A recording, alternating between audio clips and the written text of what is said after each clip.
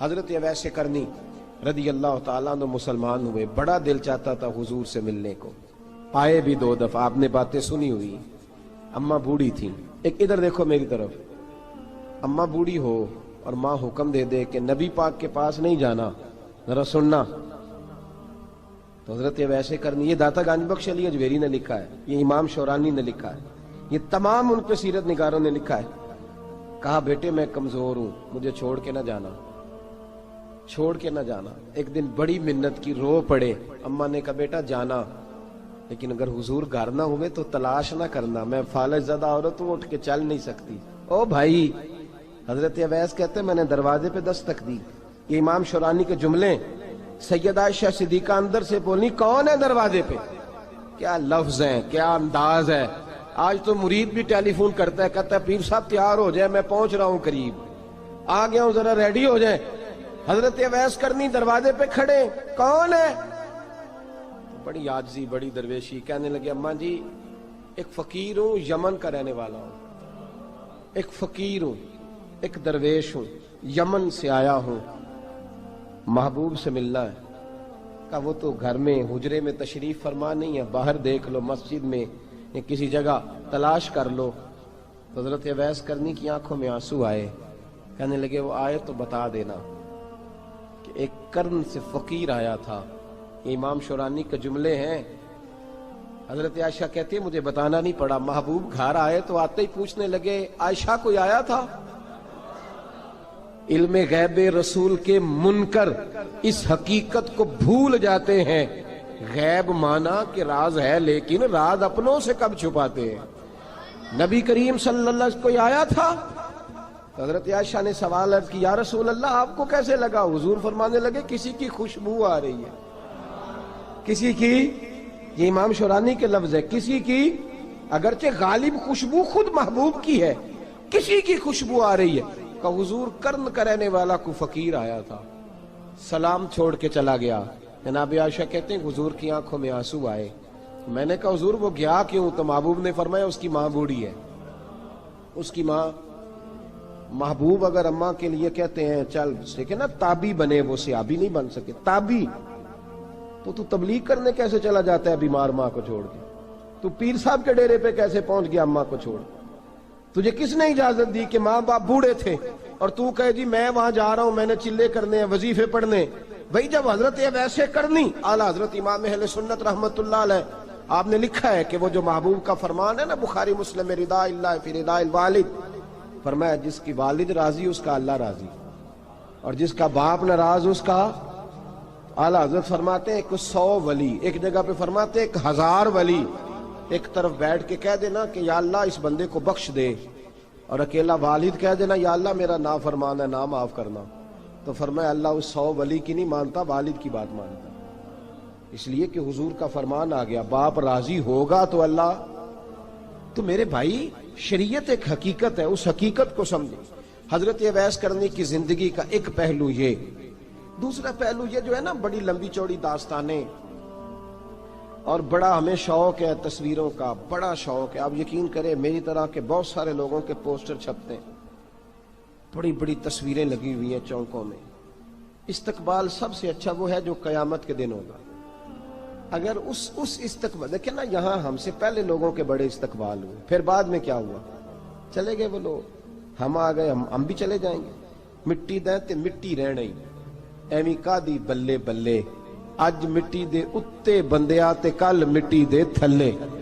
حضرت اویس کرنی خیر التابعین ہے، تابعین میں سب سے پہلا نمبر ہے۔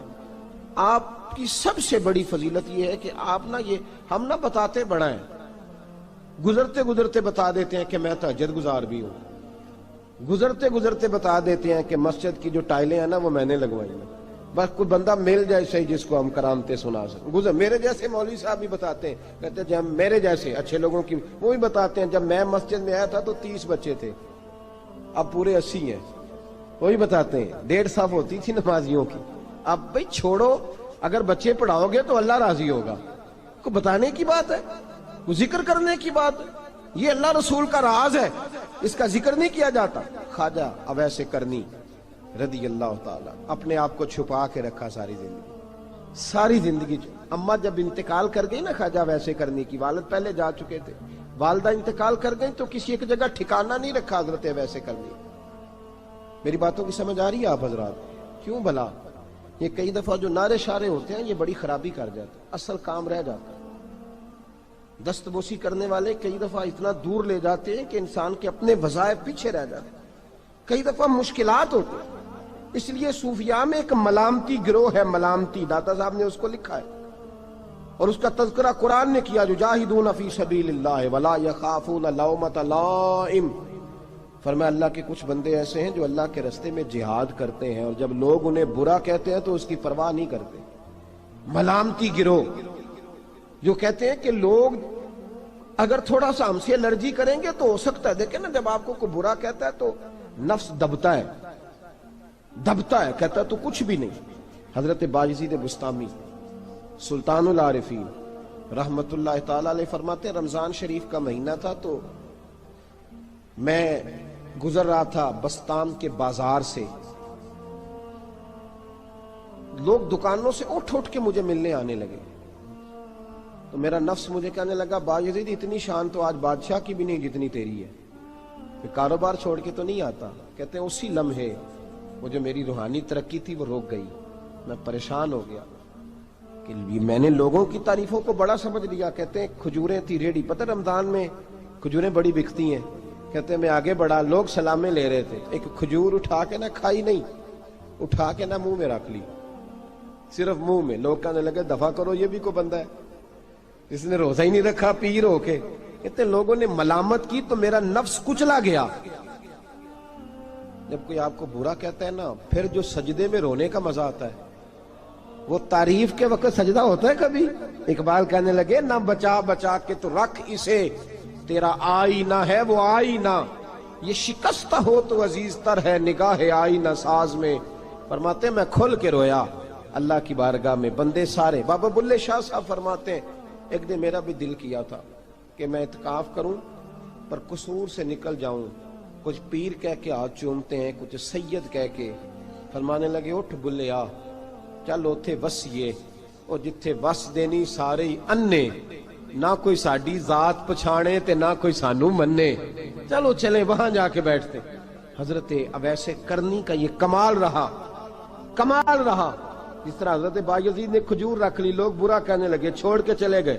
فرماتے ہیں جو مزہ اس دن سجدوں میں آیا نا، تھوڑا آگے جا کے میں نے کھجور باہر نکال دی، روزہ بھی نہیں ٹوٹا۔ میرا خادم کہنے لگا حضور یہ کیا کیا؟ فرمانے لگے رب کے قریب ہونے کا ایک طریقہ اختیار کیا ہے، یہ بھی ایک طریقہ ہے اس کے قریب ہونے کا۔ صاحبو حضرت بایزید چھپے رہے۔ داتا صاحب نے لکھا ہے ایک اور تابعی تھے حضرت حرم بن حیان ان کا نام، وہ کہتے ہیں میرے دل میں تڑپ لگ گئی کہ حضرت اویس کرنی سے ملوں۔ میں یمن آیا ملنے، جب ان کی والدہ کا انتقال ہوا تو ایک جگہ رہتے نہیں تھے، کبھی یمن، کبھی کوفے، کبھی کہیں۔ حضرت حرم بن حیان کہتے ہیں میں حضرت اویس کرنی کو ڈھونڈتے، توجہ ہے میری بات پر، میری طرف دیکھیں، کہتے ہیں میں نے مہینوں کا سفر کیا۔ آپ نے بھی کبھی کیا ہے مرشد ڈھونڈنے کے لیے؟ گھر بہ کے آکھی ہوندے نے کوئی کامل نہیں رہا، ساریاں دکانداریاں، بھئی تو گیا کہاں ہے؟ تو کہاں گیا ہے؟ گھر بیٹھے ہی فیصلہ کر لیا تو نے؟ تو کہاں نکلا ہے؟ جو نکلتے ہیں نا انہیں تو رب کریم کا قرب بھی نصیب ہو جاتا ہے۔ تو نکلا ہی نہیں، تو نے گھر بیٹھے ہی فیصلہ کر، سارے غلط ہے، یہ ہو ہی نہیں سکتا سارے غلط ہو۔ اس لیے کہ صحیح بخاری میں محبوب کا فرمان موجود ہے، نبی کریم علیہ السلام نے فرمایا میری امت کبھی گمراہی پر جمع ہو ہی نہیں سکتی، تھوڑے لوگ برے ہوں گے، سارے برے ہو سکتے۔ یہ تو ہم نے ایک دوسرے پہ تنقید کر کے لوگوں کو برا کیا، جو اچھے تھے وہ بھی ہماری تنقید کے پیچھے چھپ گئے، ورنہ ایسی کوئی بات، بڑی بڑی خیر موجود ہے دنیا، بڑی بڑی خیر۔ حضرت حرم بن حیان کہتے ہیں میں جناب ویسے کرنی کو ڈھونڈنے نکلا تو ان کو ڈھونڈتے میں پہلے یمن گیا، لوگوں سے میں نے کہا ویس، کہنے لگے چھوڑو وہ تو دیوانہ ہے۔ اور داتا صاحب نے یہ لفظ لکھے ہیں، لفظ دیکھنا یہ بڑا مزہ دیں گے آپ کو جملے۔ داتا صاحب کہتے ہیں جب حضرت حرم بن حیان نے پوچھا نا ویس کرنی، تو کہا وہ تو دیوانہ ہے، مجنون ہے، پاگل ہے معاذ اللہ۔ کیوں، کیا تم نے دیکھ لیا؟ کہنے لگے جب دنیا روتی ہے تو وہ ہنستا ہے، جب دنیا رو رہی ہوتی ہے تو وہ ہنستا ہے، اور جب لوگ ہنستے ہیں تو وہ روتا ہے۔ عجیب اس کا انداز ہے، وہ تو دیوانہ سا آدمی ہے اور عجیب بندہ ہے، عجیب شخص ہے وہ۔ روڑی سے جو لوگ چھلکے پھینک دیتے ہیں وہ کٹھے کرتا ہے، روڑی سے۔ اٹھو بلیا چلو تھے وسیے جتھے وس دینی سارے ینے، نہ کوئی ساڈی ذات پچھانے تے نہ کوئی سانو منے۔ کہتے ہیں چھلکے اٹھا کے دھو کے کھا لیتا ہے، اور پھر لوگ جو کپڑا پہننے کے قابل نہیں رہتا لوگ اسے پھینک دیتے ہیں، وہ ٹاکیاں جمع کر کے ان کو سیتا رہتا ہے، ان کا لباس بناتا ہے۔ کوئی روٹی پکی پکائی دیتا ہے تو پسند نہیں کرتا، قبول نہیں کرتا، اس سے ملنے آئے ہو۔ تو حرم بن حیان کہنے لگے وہ بھی ذرا جدا سا ہے تو میری بھی تلاش ذرا جدا سی ہے، میں بھی ذرا جدا سے آدمی کو ملنے آیا ہوں۔ کہنے لگے اس کا گھر بھی کوئی نہیں اپنا، کبھی یہاں ہوتا ہے تو کبھی ڈھونڈ لو تم بھی۔ حرم بن حیان کہتے ہیں میں نے ایک شخص کی منت کی، میں نے کہا بتا دے کہیں دیکھا ہے تو۔ کہنے لگا وہ کرن سے کوفے چلے گئے۔ کہتے میں کرن سے کوفے آیا، ایک بندے سے پھر پوچھا، لوگ کہنے لگے چھوڑ وہ ٹکتا نہیں تو نے مل کے کیا کرنا ہے۔ کہتے میں نے پوچھا بتاؤ تو صحیح کہاں ہے، تو کہنے لگے وہ تو سنا ہے حج کرنے چلے گئے، ایام حج ہیں۔ کہتے میں حج پہ چلا گیا، ساری دنیا ملی پر اویس کرنی نہیں ملے۔ پوچھا بھئی کسی نے دیکھا ہے، تو ایک شخص کہنے لگا میں نے دیکھا ہے، پر جتنا میں اس کے پیچھے دوڑتا تھا وہ اتنا آگے دوڑتا تھا۔ کہاں گئے؟ کہ مدینہ شریف چلے گئے۔ کہتے میں مدینے آیا تو ملے وہاں بھی کوئی نہیں۔ میں نے کہا ویس اگر آپ کی بے نیازی سچی ہے، کسی سے ملنا نہیں چاہتے، تو میری بھی تڑپ بڑی سچی ہے، میں بھی مل کے چھوڑوں گا، میں بھی مل کے چھوڑوں گا۔ اگر آپ کی اگر یہ سچی ہے نا بے نیازی، بے نیاز تھے، سانو تخت ہزارے دی لوڑ کی نال کی لگے شہر بمبول دے نال، اسی اپنی بال کے سیکنے ہیں، سانو کی لگے کسی اور دے نال۔ اگر آپ کی بے نیازی سچی ہے تو میری تڑپ بھی بڑی سچی۔ کہتے ہیں ڈھونڈتے ڈھونڈتے میں پہنچ گیا، پھر دوبارہ کوفے کے قریب نہر فرات جہاں امام علی مقام شہید ہوئے۔ کہتے ہیں جب میں پہنچ گیا تو وہ ساری علامتیں، داڑھی ان کی کہیں کہیں تھی، گھنی نہیں تھی، اور ان کے ہاتھوں پر برس کے نشان تھے، وجود پتلا سا، قد لمبا۔ کہتے ہیں وہ جو میں نے ساری نشانیاں سنی تھی وہ مجھے نظر آ گئی۔ وہ نہر فرات کے کنارے وضو کر رہے تھے، جب وہ وضو سے فارغ ہوئے تو چہرہ ابھی پانی کی طرف تھا۔ میں نے کہا السلام علیکم، سلام لی تو پتہ منہ نہیں میری طرف کیا، چہرہ ادھر ہی رکھا۔ کہنے لگے وعلیکم السلام یا حرم بن حیان، کن فیکون تے کل دی گل ہے۔ وعلیکم السلام یا حرم بن حیان، یار تو نے نہیں پیچھا چھوڑا، پہنچ ہی گئے ہو، آ ہی گئے ہو۔ کہتے ہیں میں نے کہا حضور آپ اویس آپ کون ہیں، آپ کون ہیں؟ تو کہنے لگے میں وہی ہوں جسے تو کئی مہینوں سے تلاش کر رہا ہے۔ تو میں نے کہا حضور آپ میرا نام کیسے جانتے ہیں؟ یہ کشف المحجوب پڑھ رہا ہوں داتا صاحب کی، میرا نام کیسے جانتے ہیں؟ تو حضرت اویس کرنی کہنے لگے عرفت روحی من روحی کا، میری روح آپ کی روح کی واقف ہے، وہ میری جو روح ہے نا، روح۔ امام غزالی سے کسی نے کہا تھا حضور آپ مجھ سے کتنا پیار کرتے ہیں؟ فرمانے لگے اپنے دل سے پوچھ لے تو کتنا کرتا ہے، بس برابر ہے، پوچھ لے اپنے دل سے تو مجھ سے کتنا کرتا ہے، میں بھی اتنا ہی کرتا ہوں، یہ پوچھ لے تو۔ بھائی حضرت اویس کرنی کی ملاقات ہوئی تو کہا حضور میں کہاں چلا اور آپ کہاں دوڑے؟ آپ فرمانے لگے یار میں چھپا ہوا ہوں تو مجھے چھپا رہنے دے، میں چھپا ہوا، میں سراپا مخزن راز تھا اور رہا تھا مدت و راز۔ یہ تو تیرا شوق کے دید کشاں کشاں مجھے کھینچ لایا مجاز میں۔ ان کی زندگی تو دیکھو، کتنا شوق ہے ہمیں آگے لگنے، کتنا شوق ہے بڑھ بڑھ کے سامنے ہونے، مجھے لوگ جانے، مجھے لوگ پہچانے، کتنا شوق، لیکن وہ دوڑتے تھے لوگ ہمارے قریب نہ آئے۔ حضرت حرم بن حیان کہتے ہیں میں چند گھڑیاں رکا تو مجھے کہنے لگے جا یار تو کوئی کام کر اور مجھے بھی اپنا کام کرنے دے۔ تو میں نے کہا حضور آپ کیا کریں گے؟ فرمانے لگے گناہ بڑے لمبے ہیں، ذرا معافیاں مانگوں گا اپنے رب سے، میں اس کی بارگاہ میں استغفار کروں گا، مجھے ذرا ریت پہ سجدے کرنے دے، تو جا، مجھے شوق نہیں، تو چلا جا۔ حضرت حرم بن حیان کہتے ہیں میں نے کہا حضور میرے لیے دعا کر دیں۔ تو جناب اویس کرنی نے ہاتھ اٹھائے، کہنے لگے یا اللہ میری اور اس کی ملاقات جنت میں کرا دینا، میری اور اس کی ملاقات جنت میں کرا دینا۔ یعنی یہ بھی کہہ دیا کہ اب دنیا میں دوبارہ ملاقات نہیں ہوگی۔ کہتے ہیں میں یہ بولنے ہی لگا تھا، کہنے ہی لگا تھا کہ حضور یہاں نہیں ہوگی، تو کہنے لگے چپ کر، جب جنت کی بات جو کر دی ہے ہو گئی بات، اب اتنی دور تک تجھے کہہ دیا تو اب تو یہاں پھر دعا کی بات حضرت اویس کرنی خیر التاب۔ ایک اور بات، پیار صرف سامنے رہ کے نہیں ہوتا، بن دیکھا پیار بھی بڑا شاندار ہوتا ہے، بڑا شاندار، بڑا ہی شاندار ہوتا ہے۔ میرے محبوب نے اس کو بیان کیا، حبیب پاک سید عالم میرے حبیب رحمت علیہ السلام فرمانے لگے اپنے صحابہ سے، تم نے مجھے دیکھ کے کلمہ پڑھا، تمہیں ایک مبارک، اور جو بن دیکھے میرے نام پر جانے دیتے ہیں انہیں 7 بار مبارکباد۔ حضرت اویس کا یار دیکھیں نا، ایک معنی میں حضور نے یہ بھی بیان کیا، ابو داؤد میں موجود ہے۔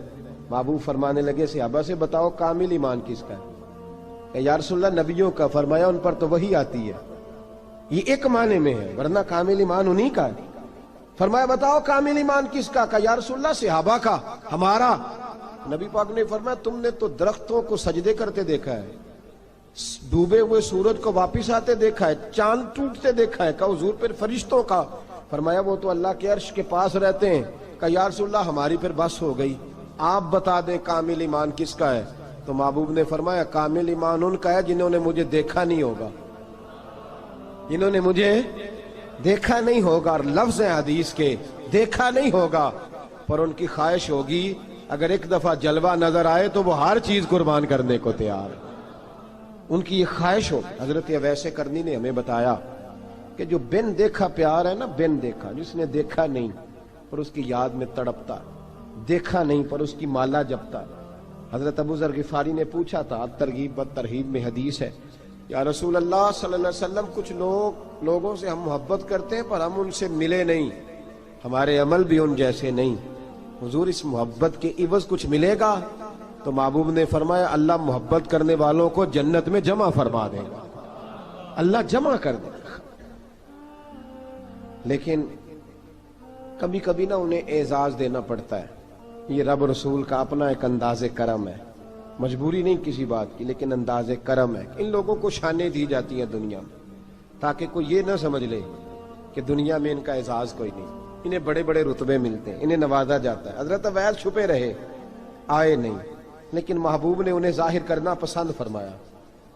نبی پاک نے ظاہر کرنا تو اگر محبوب ہی ظاہر کرنا پسند کرے پھر ہو جانا چاہیے، پھر ظاہر اگر وہ پسند کرے تو پھر ظاہر جیم جان دا کچھ وسا نہیں ہوں، جان یار نو دے تے شاد ہو جا، اس سے دل دے ہیں فساد سارے، دل دلبر نو دے تے آزاد ہو جا، جو رکھے آباد تے رو وس دا تے جدوں کرے برباد برباد ہو جا، جو رکھے آباد تے رو وس دا تے جے کر کرے برباد برباد ہو جا۔ بلکہ میں کہا کرتا ہوں وزن نہ بھی بنے تو شعر یوں ہونا چاہیے، جے کر کرے برباد تے چپ کر کے برباد ہو جا، شور نہ کر، خاموشی سے ہو جا۔